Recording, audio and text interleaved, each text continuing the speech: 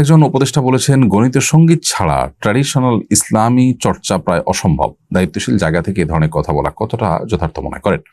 এই উপদেষ্টাকে আপনি জিজ্ঞেস করুন যে নবী করিম সাল্লাল্লাহু আলাইহি সাল্লামের থুতু ফেলা থেকে নিয়ে তার ওয়াশরুমের ভিতরে পরিচ্ছন্নতা হওয়া থেকে নিয়ে একেবারে একান্ত ব্যক্তিগত মুহূর্তের কাজগুলো তিনি কোনটা কিভাবে করেছেন তার বিস্তারিত বিশদ বর্ণনা যেখানে হাদিসে চলে এসেছে, সেখানে নবী করিম সাল্লাল্লাহু আলাইহি সাল্লাম তার ইসলাম চর্চার মধ্যে তথাকথিত এই গণিত তথাকথিত এই সঙ্গীতের কি চর্চা তিনি করেছেন এটা জানা দরকার। গণিত এবং সঙ্গীতের কোন চর্চা করেছেন এবং সঙ্গীতের কোন ক্লাস তিনি করেছেন, কতগুলো সঙ্গীত তিনি গেয়েছেন, শিখিয়েছেন সাহাবীদেরকে, এটা একটা গুরুত্বপূর্ণ বিষয়। কোরআনে কারিমকে যারা কবিতা বলতে চায়, কোরআনে আল্লাহ তাআলা তাদেরকে খণ্ডন করেছেন রীতিমতো। কোরআনে কারিমে আল্লাহ তাআলার অনেক আয়াত আছে যে আয়াতগুলোর মধ্যে ছন্দের তাল আছে, কিন্তু সেটার জন্য তারা আপনার এই সঙ্গীত চর্চা করা কিংবা সঙ্গীত শেখার কাজটা এটা করেছেন বা করতে বলেছেন এরকম কোনো বড় আদৌ পাওয়া যায় কিনা। যদি না পাওয়া যায়, নাই অবশ্যই, অতএব সেক্ষেত্রে তারা কি ইসলাম চর্চা করেন নাই? অতএব এটা মূর্খতা সুলভ একটি মন্তব্য এবং ইসলাম সম্পর্কে সঠিক পড়াশোনা না থেকে বিভ্রান্তিমূলক পড়াশোনা থাকার কারণে যা হয় এক্ষেত্রে তাই হয়েছে। আমরা তার হেদায়েত কামনা করছি। আল্লাহ তাআলা তাকে আমাদের সবাইকে সঠিক পথের দিশা দান করুন। জাতিসংঘের সাধারণ পরিষদের অধিবেশন অনুষ্ঠিত হলো, এখান থেকে ফিলিস্তিন ইস্যুতে কোনো আশার বাণী কি শুনতে পেয়েছেন আপনি? দেখুন, এই জাতীয় যত আনুষ্ঠানিকতা আছে এই সমস্ত আনুষ্ঠানিকতাগুলোতে ফিলিস্তিন ইস্যুতে নানা সময় নানা কথা হয়, নানা ভূমিকা রাখা হয়, কিন্তু তার কোনোটি আসলে ফিলিস্তিনি মানুষের মুক্তির পথকে ত্বরান্বিত করেনি। অতএব এখান থেকেও খুব বেশি আশান্বিত হওয়ার মতো কিছু নেই। তবে কিছু ঘটনা এখানে ঘটেছে যে ঘটনাগুলো কিছুটা হলেও আমাদেরকে স্বস্তি দেয়, কিছুটা হলেও আমাদেরকে আনন্দ দেয়। তোমাদের থেকে একটা হলো যে আমরা লক্ষ্য করেছি সেখানে এই জালিম যে অপশক্তি আছে, এই জালিমদের যে নেতা, তার বক্তব্যের সময় বিশ্ব নেতারা বেশিরভাগই বা উল্লেখযোগ্য অংশ হল থেকে বেরিয়ে গেছেন।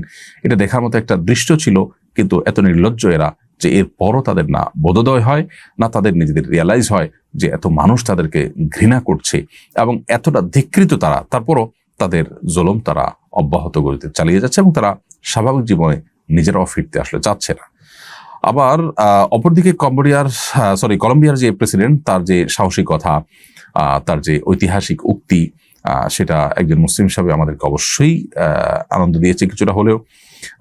তিনি এই ইসরায়েলি এই অভিশপ্ত এই অপশক্তির যে কর্মকাণ্ড সেটাকে নাৎসি বাহিনীর সাথে তিনি তুলনা করেছেন এবং গাজা রক্ষায় এসে রাষ্ট্রগুলোকে সেনাবাহিনী গঠনের প্রস্তাব দিয়েছেন। তার বক্তব্য দিয়ে আসার সময় ব্রাজিলের প্রেসিডেন্ট তাকে জড়িয়ে ধরে মাথায় চুমু খেয়েছেন। এটাও বেশ সুন্দর এবং দেখার মতো একটা দৃশ্য ছিল। যাই হোক, এগুলো আমাদের খুবই সাময়িক আনন্দের কারণ হয়, কিন্তু আসলে গাজাবাসীর বা ফিলিস্তিনের মানুষের কষ্ট দূর করার ক্ষেত্রে এগুলোর তেমন কোনো কার্যকর ভূমিকা সেরকম একটা আমরা দেখি না কখনো। আল্লাহ রাব্বুল আলামিন অবস্থার পরিবর্তন ঘটান, আমাদেরকে আল্লাহ তাআলা ক্ষমা করুন, আমাদের সক্ষমতা দান করুন, আমাদের ঈমান এবং বিবেককে আল্লাহ তাআলা জাগিয়ে দিন এবং আল্লাহ তাআলা এই অপশক্তির ধ্বংসকে আমাদের দেখে যাওয়ার তৌফিক দান করুন। বাংলাদেশের কয়েকজন আলেম সম্প্রতি আফগানিস্তান সফর করেছেন। তারা আফগানিস্তানের সাথে বাংলাদেশের কূটনৈতিক সম্পর্ক স্থাপনের আহ্বান জানিয়েছেন। বিষয়টাকে যৌক্তিক মনে করেন কিনা? প্রথম কথা হলো, আফগানিস্তান ভৌগোলিকভাবে আমাদের খুবই নিকটবর্তী একটি দেশ এবং ভৌগোলিকভাবে আমাদের জন্য গুরুত্বপূর্ণ অবস্থানে থাকা একটি দেশ। দ্বিতীয়ত, এদেশের সংখ্যাগরিষ্ঠ মানুষ মুসলমান এবং আফগানিস্তানের মানুষজন মুসলমান। ঐতিহাসিকভাবে এবং বাস্তবতার নিরিখে তাদের সাথে আমাদের কূটনৈতিক সম্পর্ক স্থাপন করা জরুরি। বিশেষ করে সেখানে একটা সরকার, টেকসই একটা সরকার আছে এবং সুন্দরভাবে সুষ্ঠুভাবে একটা সরকার তাদের কার্যক্রম পরিচালনা করছে।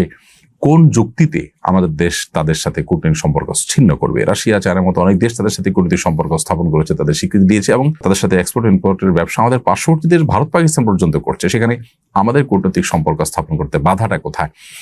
আজকের পৃথিবীর মোড়লরা যেটাকে বৈধ বলছে সেটাকে আমরা বৈধ মনে করছি, তারা যেটাকে অবৈধ বলছে সেটাকে আমরা অবৈধ মনে করছি। এই দাসসুলভ মানসিকতা আমাদের পরিহার করা দরকার।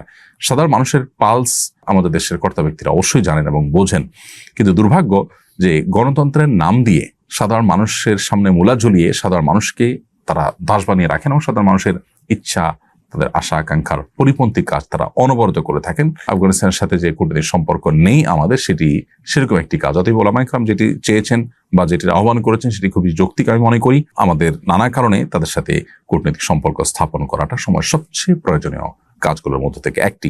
এই যে একটা অচ্ছুত ভাব যে তাদের সাথে সম্পর্ক করা যাবে না, তাদের নামও মুখে নেওয়া যাবে না, তাদের কাছে যাওয়াই যাবে না, এই অচ্ছুত ভাব আমাদের গোলামি এবং দাসত্বের যে মানসিকতা পশ্চিমাদের, সেটা থেকে কিন্তু আমাদের মধ্যে সৃষ্টি হয়েছে। এই জিনজির আমাদের ভাঙতে হবে এবং ভাঙা উচিত।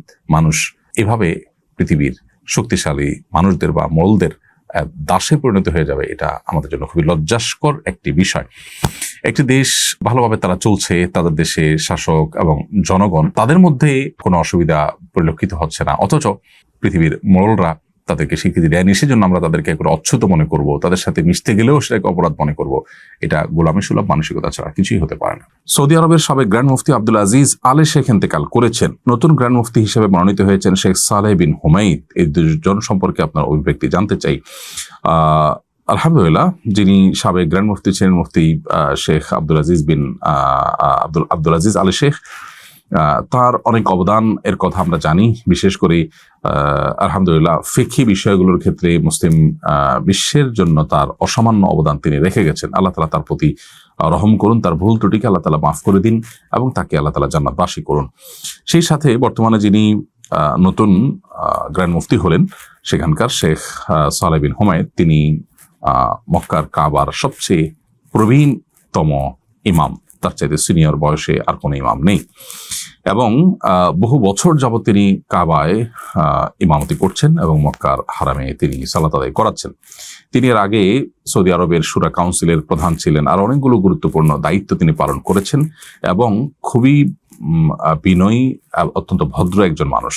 তাকে খুব কাছে থেকে দেখবার সুযোগ হয়েছে আমার, আলহামদুলিল্লাহ। বিশেষ করে আমি যখন সৌদি আরবে ইসলামিক সেন্টারে কাজ করি তখন শেখ সালেহ বিন হুমায়দ তিনি আমাদের অফিসে এসেছেন, একটা প্রোগ্রাম করেছেন আমাদের অফিসের পার্শ্ববর্তী মসজিদে এবং আমার ঠিক যে কর্মস্থল, আমার যে চেম্বার ছিল ঠিক সেখানে তিনি এসেছেন। তার সাথে একটা ভালো সময় কাটাবার সুযোগ আমাদের হয়েছে।